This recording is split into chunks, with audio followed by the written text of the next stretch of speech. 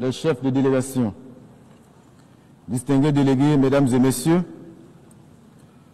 j'ai l'insigne honneur et le grand privilège de prendre la parole au nom du camarade président, le capitaine Ibrahim Traoré, président du Faso, chef de l'État, à l'occasion de la présente session, afin d'y porter la voix du peuple digne et intègre du Burkina Faso.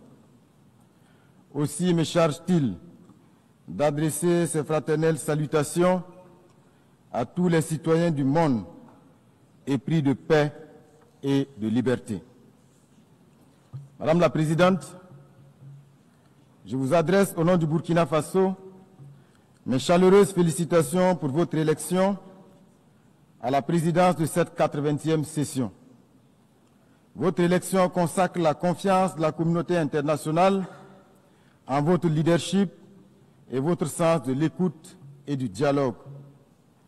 Vous trouverez auprès du Burkina Faso un partenaire sincère, constructif et engagé. À votre prédécesseur, M.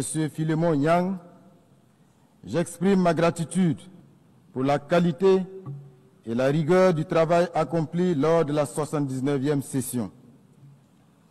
Madame la Présidente, distingués délégués, Mesdames et Messieurs, le Burkina Faso souscrit pleinement à la déclaration prononcée au nom de la Confédération des États du Sahel par la République sœur du Mali. Ensemble, avec le Niger, nous avons une communauté de buts et d'aspiration dans un espace de renouveau et de rupture.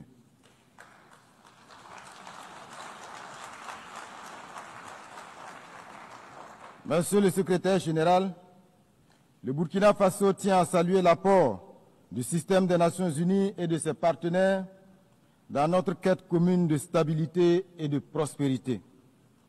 La présente session qui se tient 80 ans après l'adoption de la Charte des Nations Unies constitue une occasion idéale pour marquer une halte et dresser un bilan sans complaisance de notre organisation.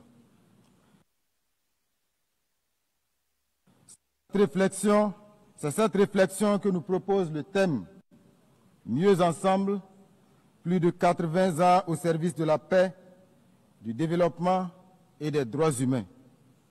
S'il s'inscrit dans la perspective de renouvellement de notre engagement mutuel en faveur d'un monde davantage porté sur l'équité et la justice et d'un multilatéralisme plus efficace, ce thème traduit bien la démarche idéale qui devrait guider chaque nation, chaque regroupement sous-régional, régional et international. Ces noces de chaîne qui devraient incarner un temps de célébration solennelle appelle plutôt à une profonde introspection. Le bilan des 8 décennies des Nations Unies, loin de susciter l'allégresse, s'apparente davantage à un fiasco embarrassant, une désillusion collective et un échec structurel. Puisque le devoir de vérité nous y invite, nous devrons reconnaître avec humilité que quoique le tableau global présente quelques acquis, celui-ci reste négativement marqué par 8 décennies d'optimisme durement éprouvé, 8 décennies d'espoir déçus, 8 décennies de rêves brisés, bref, 8 décennies de rendez-vous cruciaux manqués. C'est malheureusement l'image obscure d'une ONU que beaucoup de nos dévanciers de 1945, s'ils vivaient encore, auraient eu du mal à accepter. Il est donc difficile de se réjouir face à un bilan aussi mitigé. Comment comprendre que l'Afrique, berceau de l'humanité et foyer de tant de conflits, représentant plus d'1 milliard d'êtres humains, demeure exclue des instances décisionnelles du Conseil de sécurité? Comment accepter que des missions de maintien de la paix, financées à coups de milliards, quittent nos pays en laissant davantage de frustration et de souffrance que de résultats tangibles? Les causes de ce naufrage collectif sont pourtant bien connues de tous. notamment des États membres eux-mêmes, qui, durant des décennies, ont, dans le cadre de l'Assemblée générale, consacré leurs énergies à défendre des causes nobles et à proposer des réformes réalistes sans obtenir gain de cause. Que peut-on y faire si les décisions de l'Assemblée générale, qui ne sont pas contraignantes, la rendent congénitalement inaudible et inefficiente? Pouvait-on espérer un meilleur bilan avec un Conseil de sécurité malade de la politisation de ces décisions, impotent du fait de ses incohérences et inefficient en raison de ses divisions permanentes? Pire encore, ce Conseil au rôle aujourd'hui galvaudé se présente lui-même comme un grand fauteur de troubles pour la complicité tacite, sournoise et parfois active de certains de ses membres permanents, eux-mêmes grands acteurs et principaux financiers des crises de notre époque. Voilà ce qu'est devenu notre Conseil de sécurité. Une entreprise, il faut le dire, funeste, qui, du fait des visées prédatrices de certains de ses membres permanents, peut entre autres décider de quel pays sera à l'ordre du jour du terrorisme international, dans quel autre envoyer des opérations de maintien de la paix, comme pour mieux légitimer son rôle. C'est donc impuissant que nous assistons aux échecs d'initiatives, pourtant judicieuses en raison des rivalités entre États et à des crises non résolues, dont la plus emblématique est le conflit israélo-palestinien qui n'a que trop duré. L'inaction coupable de la communauté internationale face à la défiance de l'autorité des États par des terroristes financés et soutenus par d'autres États s'ajoute à tous ces paradoxes inquiétants. Le temps du sursaut et des réformes courageuses est venu. Sans cela, le Conseil de sécurité restera une institution anachronique, incapable de répondre aux défis de notre temps. Mesdames et messieurs, dans un monde en profonde mutation marqué à la fois par l'essor de la numérisation et par la persistance de tensions géopolitiques, il devient impératif de repenser nos stratégies de développement économique. Le commerce international ne peut plus être appréhendé à travers les schémas rigides et déséquilibrés qui nous ont été imposés, mais doit être réorienté vers le renforcement de l'autonomie économique, la transformation locale des ressources et la promotion d'une justice sociale réelle. Il est aujourd'hui reconnu que la prospérité durable passe par des politiques volontaristes d'industrialisation, de valorisation sur place de nos matières premières et de création d'emplois décents, notamment pour la jeunesse. C'est pourquoi il est urgent de répondre avec le cycle, il est urgent de rompre avec le cycle de dépendance aux exportations de produits bruts, un modèle qui accroît la vulnérabilité de nos économies et freine inexorablement notre émergence. Au Burkina Faso, les initiatives présidentielles traduisent cette volonté ferme de bâtir une économie productive, inclusive et résiliente, capable d'offrir de nouvelles perspectives à nos concitoyens.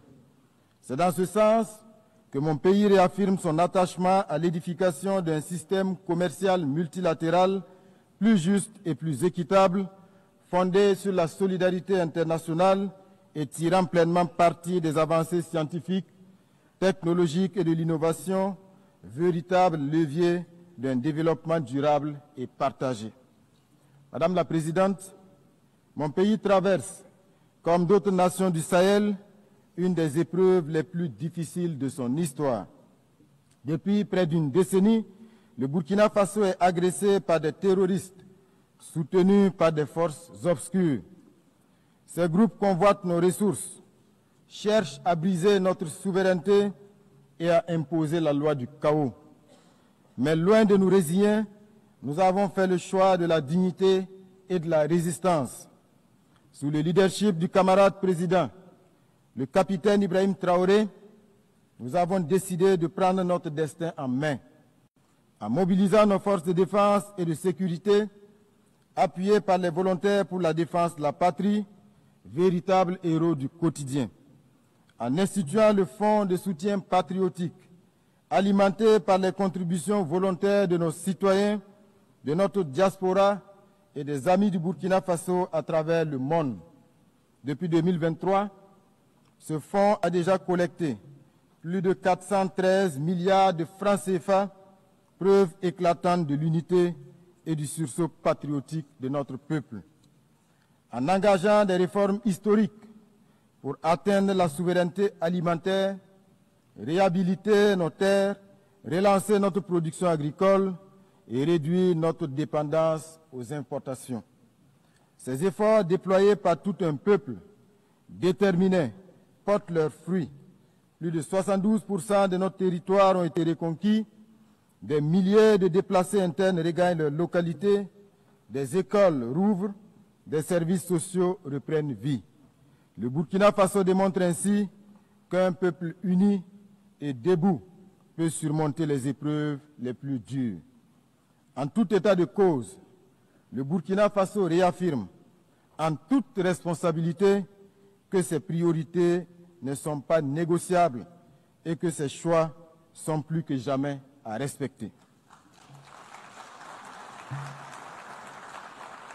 Mesdames et messieurs, nous inscrivons notre action dans le sens des vertus de la solidarité et de l'unité avec la conviction profonde qu'un peuple rassemblé autour d'un idéal commun peut accomplir de grandes choses. Les efforts conjugués de nos concitoyens de l'intérieur comme de la diaspora et leur adhésion enthousiaste à la dynamique impulsée nous confortent dans la justesse des choix que nous avons opérés sous le leadership du camarade président du Faso. L'engouement suscité par le Fonds de soutien patriotique et l'initiative présidentielle Faso-Mebo en est la parfaite illustration. Institué en 2023, en appui au plan d'action pour la stabilisation et le développement, le Fonds de soutien patriotique a pour vocation de mobiliser de manière endogène des ressources nationales supplémentaires afin de renforcer nos capacités de défense et d'investissement stratégique. Ce fonds a suscité une adhésion massive tant à l'intérieur du pays qu'au sein de notre diaspora. Madame la Présidente, la poursuite méthodique de nos réformes nous permet de saluer aujourd'hui des avancées majeures en matière de gouvernance économique, meilleure maîtrise des dépenses publiques, gestion optimisée des ressources humaines de l'État, rationalisation des charges institutionnelles et maintien d'un endettement viable. Ces efforts sont également perceptibles dans la redistribution plus équitable des richesses nationales afin que les ressources abondantes de notre territoire profitent pleinement aux citoyens qui œuvrent à l'essor du pays et non à quelques intérêts extérieurs ou à leur relais interne. Malgré les difficultés inhérentes à la crise sécuritaire et humanitaire, les actions gouvernementales couvrant l'ensemble des secteurs de développement socio-économique enregistrent des succès notables. Mesdames et messieurs, c'est pourquoi nous nous étonnons des postures condescendantes de certaines agences onusiennes qui s'autorisent à s'immiscer dans notre débat national à travers des narratifs biaisés et déconnectés des réalités du terrain. Nous rejetons avec fermeté le rapport intitulé « Les enfants et le conflit armé au Burkina Faso », émaillé de contre-vérités et dont l'intitulé même relève d'une manipulation sémantique. Je voudrais à cette occasion saluer le courage de nos forces combattantes et rendre hommage aux martyrs civils et militaires tombés sur le champ d'honneur pour la défense de notre souveraineté. Madame la Présidente, nous l'avons toujours proclamé, le terrorisme est devenu le prétexte bien trouvé de certains États pour spolier les ressources africaines. Ainsi, nos pays se retrouvent confrontés à des terroristes qui ne sont en réalité que des supplétifs d'armées étrangères prédatrices. Certains États d'ailleurs ne se cachent même plus pour revendiquer publiquement le soutien qu'ils apportent à ces criminels. C'est le cas de la France, du régime Macron, dont les médias publics, en plus de la désinformation quotidienne, sont devenus des relais de la communication des criminels, auteurs d'attaques lâches et barbares perpétrés contre de paisibles citoyens. À ce sujet, nous renouvelons notre appel quant à la suite réservé à l'adresse du 20 août 2024 par les États membres de la Confédération des États du Sahel au Conseil de sécurité et qui demeure à ce jour sans réponse. Ce silence persistant ajoute au discrédit de l'institution et laisse planer le doute sur une complaisance implicite. Plus inquiétant encore, certains membres du Conseil de sécurité continuent de piétiner la résolution 1373, pourtant contraignante, qui impose la répression du financement du terrorisme, le renforcement des contrôles frontaliers et une coopération internationale accrue. Au Sahel, nous avons pris acte de cette réalité et avons adapté nos dispositifs sécuritaires à cette donne tout en révisant nos modalités de coopération avec certains pays. Madame la Présidente, nous demeurons convaincus que les Nations Unies doivent rester un cadre central de dialogue et de coopération. Mais nous appelons à un partenariat rénové, fondé sur le respect mutuel, l'égalité et la solidarité sincère. Mesdames et Messieurs, face aux menaces communes et aux ingérences extérieures, le Burkina Faso, le Mali et le Niger ont uni leurs forces pour fonder la Confédération des États du Sahel.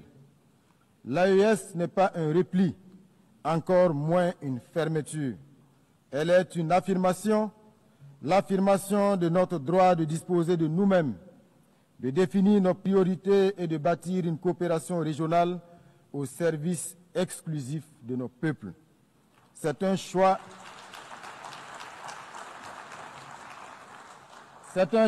de dignité. C'est le refus d'un système où nos pays servaient trop souvent de terrain de manœuvre pour des agendas extérieurs. C'est la volonté d'être acteur principal de notre histoire et d'écrire nous-mêmes l'avenir de nos enfants. L'AES s'inscrit dans la continuité du combat de figures panafricanistes telles que Thomas Sankara, Patrice Lumumba ou Kwame Nkrumah. Aujourd'hui, une nouvelle génération de leaders assume ce flambeau avec la ferme conviction inspirée du père de la Révolution d'août 1983 que seule la lutte libère. Madame la Présidente, l'Afrique, depuis 8 décennies, revendique légitimement sa place au Conseil de sécurité. Il est temps de réformer profondément notre organisation. Plus concrètement, il s'agit de mettre en œuvre une réforme courageuse du Conseil de sécurité, en accordant à l'Afrique une représentation permanente, d'améliorer la gestion des ressources pour rendre l'ONU plus efficace et plus proche des peuples qu'elle prétend servir, de s'attaquer avec fermeté aux causes structurelles de l'injustice internationale, qu'il s'agisse du terrorisme instrumentalisé, du blocus de Cuba, des sanctions contre le Venezuela, la Russie, l'Iran, le Nicaragua ou de l'impasse du conflit israélo-palestinien. Le Burkina Faso souscrit à la vision de la Chine sur la communauté d'avenir partagée. Dans le cas particulier de la République bolivarienne du Venezuela, nous réaffirmons notre soutien indéfectible à ce peuple qui subit depuis des décennies des campagnes d'isolement, des sanctions illégales et des provocations incessantes. Face à cette ingérence flagrante dans les affaires souveraines d'une nation et cette agression économique aux conséquences humanitaires désastreuses, nous exprimons notre solidarité avec ce pays qui résiste avec dignité pour préserver son droit de choisir son propre destin sans ultimatum ni dictat étranger. Nous appelons donc à la raison et à la diplomatie pour que cesse toute action hostile contre le Venezuela. Monsieur le secrétaire général, je voudrais à présent m'adresser à vous. Il est vraiment temps pour notre organisation de changer de paradigme, car l'ONU se retrouve aujourd'hui dans la même situation que la défunte Société des Nations. Elle est incapable d'imposer sa voix et faire respecter ses propres principes, incapable de faire appliquer ses décisions et résolutions aux puissants, incapable de faire respecter le droit international, incapable de régler les multiples conflits et incapable d'évoluer et de se mettre au niveau des défis actuels. Monsieur le secrétaire général, vous avez une belle occasion de rentrer dans l'histoire en prenant vos responsabilités pour une transformation en profondeur de cette organisation qui a suscité à sa création tant d'espoir. Vous avez le soutien ferme de millions de citoyens du monde pour faire de cette organisation un véritable garant de la paix et de la sécurité dans le monde et non un instrument de domination aux mains des forts du moment. Malgré les pressions diverses et les enjeux de pouvoir, nous vous savons assez ingénieux pour affranchir l'Organisation des Nations Unies et la placer à la hauteur de nos ambitions communes. Madame la Présidente, abordant les questions de développement, le Burkina Faso salue la tenue de la 4e conférence internationale sur le financement du développement et forme le vœu que les conclusions de la réunion de Séville puissent contribuer à l'avènement d'une architecture financière plus équitable, respectueuse de la souveraineté des États et soutenant une transformation réelle des pays en développement. Dans la même veine, il demeure impérieux de s'attaquer aux facteurs qui constituent un frein à la pleine réalisation des objectifs de développement durable censés transformer positivement notre monde sous l'égide des Nations Unies. Mesdames et Messieurs, 80 ans après la Charte des Nations Unies, notre organisation est loin d'avoir répondu aux espoirs de 1945. 80 ans après, le monde est plein d'injustices et de souffrances et les risques d'un autre conflit généralisé se précisent et sont source d'inquiétude pour l'avenir. Mais il n'est pas trop tard pour redonner à notre maison commune l'élan qui lui manque. Le Burkina Faso, fidèle à son héritage panafricaniste, réaffirme sa foi en un multilatéralisme rénové, juste et équitable. Nous sommes résolus à défendre notre souveraineté et notre dignité, mais nous tendons la main à toutes les nations éprises de justice, de liberté et de solidarité. Vive l'Organisation des Nations Unies réformée et crédible. Vive la Confédération des États du Sahel. Vive le Burkina Faso digne, souverain et debout. La patrie ou la mort, nous vaincrons. Je vous remercie.